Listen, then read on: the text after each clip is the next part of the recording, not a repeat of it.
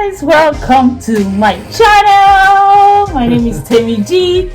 Today I have my husband again because the last time I actually convinced him to come, but now he's more comfortable being with me on the camera, and I'm glad that he has agreed to do this video with me.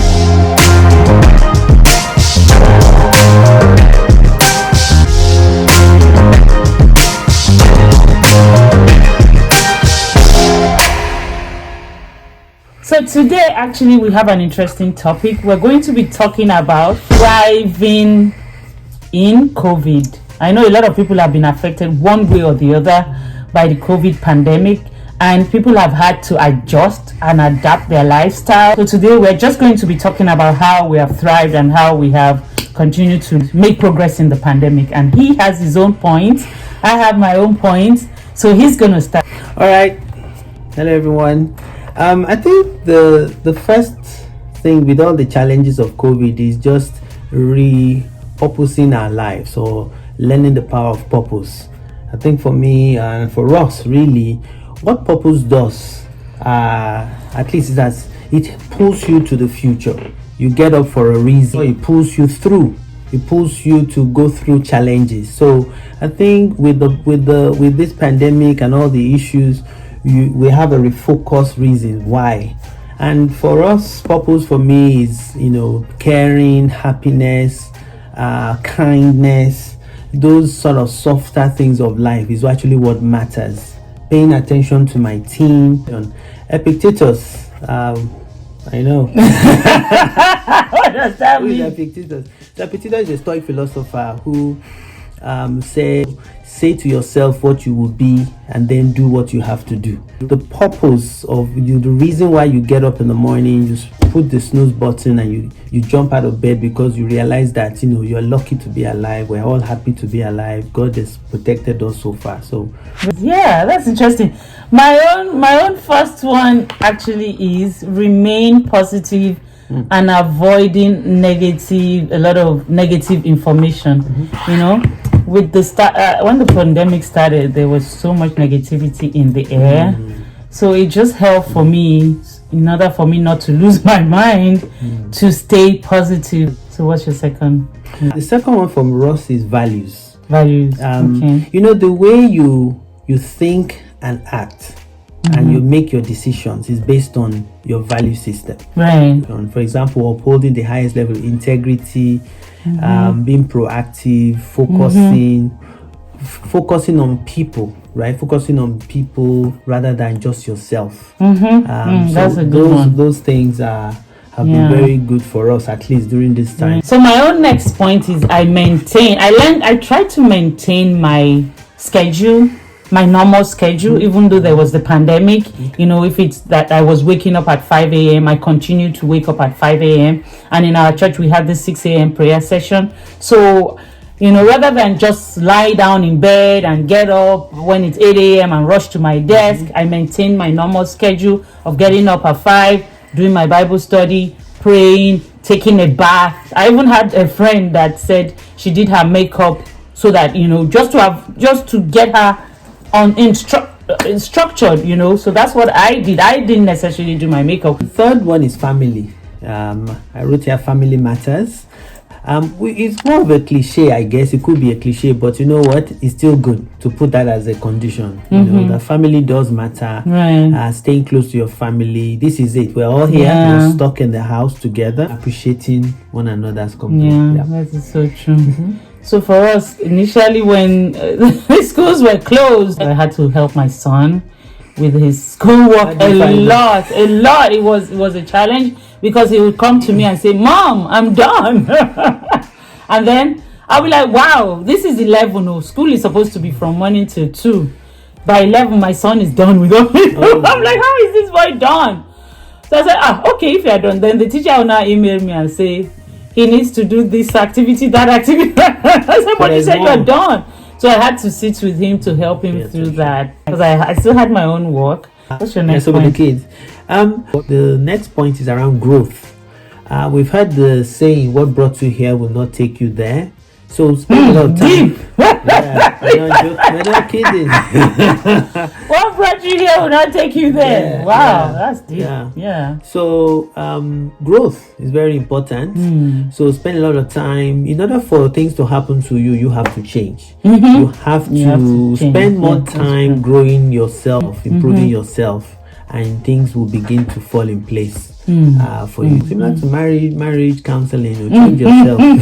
Change yourself. You can't if you change want to anyone. improve. You have to So improve, growing you have to improve yourself, just spend time reading, thinking differently, looking at different leadership programs online, and just taking it all in and applying it to the business that we do. So Yeah. So for me, the next thing is we tried as much as possible to stay at home. Stay safe, stay home, stay safe. I put that on my social media campaign. Stay home, stay safe. It was so dangerous out there. For me, what I did was that I was buying stuff in bulk so that I didn't have to go. I just buy milk, bread, put them in the freezer, avoid large gatherings and all that. And we were doing a lot of church online.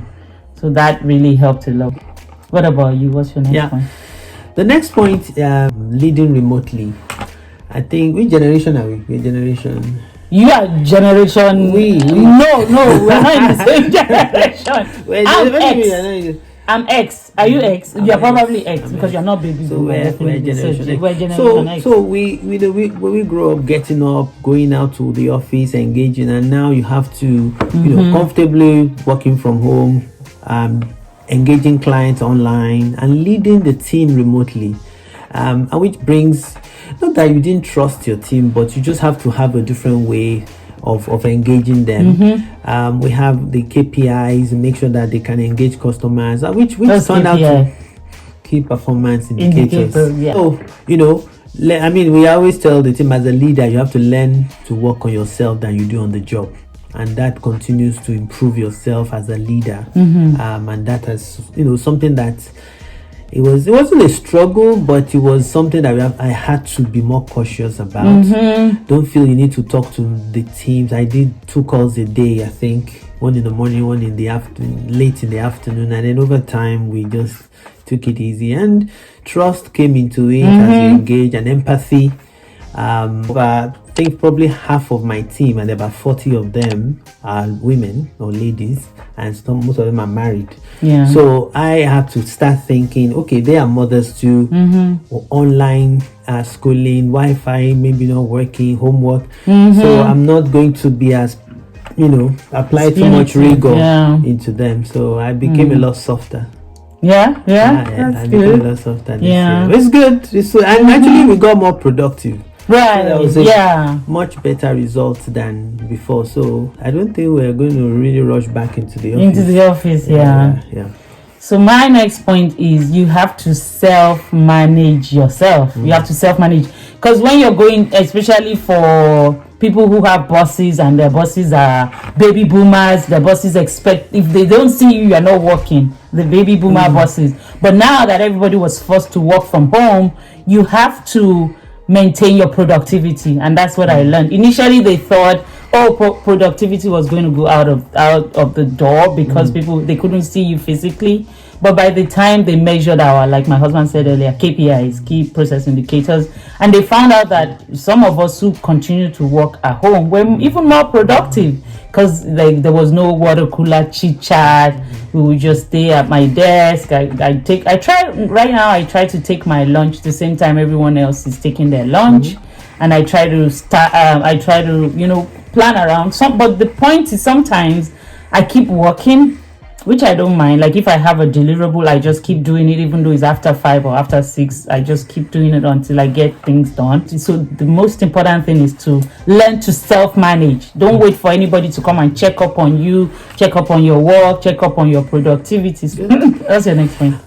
I think on that point, I mean, actually found out that I was pulling 12 hours, because you get in early, probably 6 o'clock. Such an ethical. You may not even take a shower. You just brush your teeth and go downstairs. I take a shower. Well, we take a shower every day. I'm just saying, you wake 5:30. You want to go. Normally, you get up and get shower Yeah. and get to the Yeah. get on the road. But in this case, you're literally steps from your desk. Okay, I don't take a shower every day though.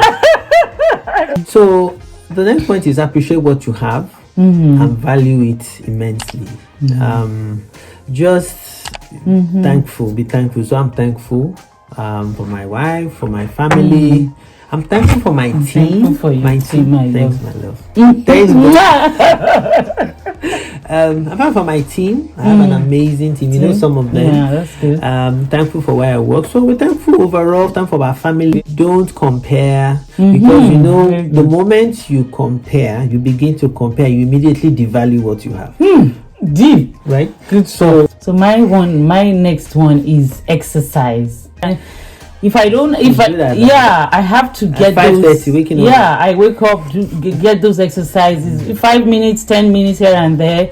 You know, it gets me. What's that thing called? Endorphins. You know, that gives you that happy, that boost, that burst of energy. So I like that. You know, so that I don't. Endorphins. Wow, that's deep.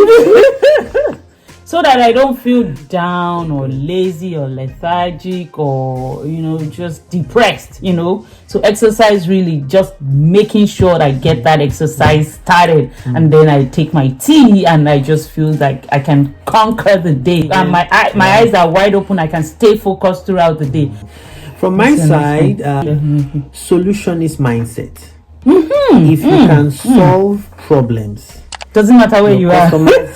Lockdown. Yeah, I like that. So yeah, even if you're on the beach and you're solving problems for your customers or solving problems in the house, you know. But I think I'm just bringing it to solutionist mindset as opposed to selling a product that came through this year. And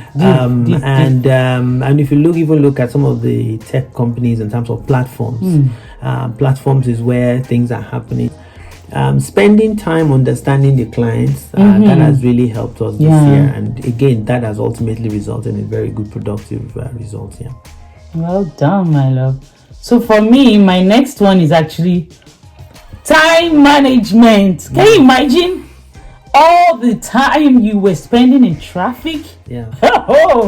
Convert all that to productivity. Like for instance, if I had to work in the office, luckily my work is not too far, 20 minutes away.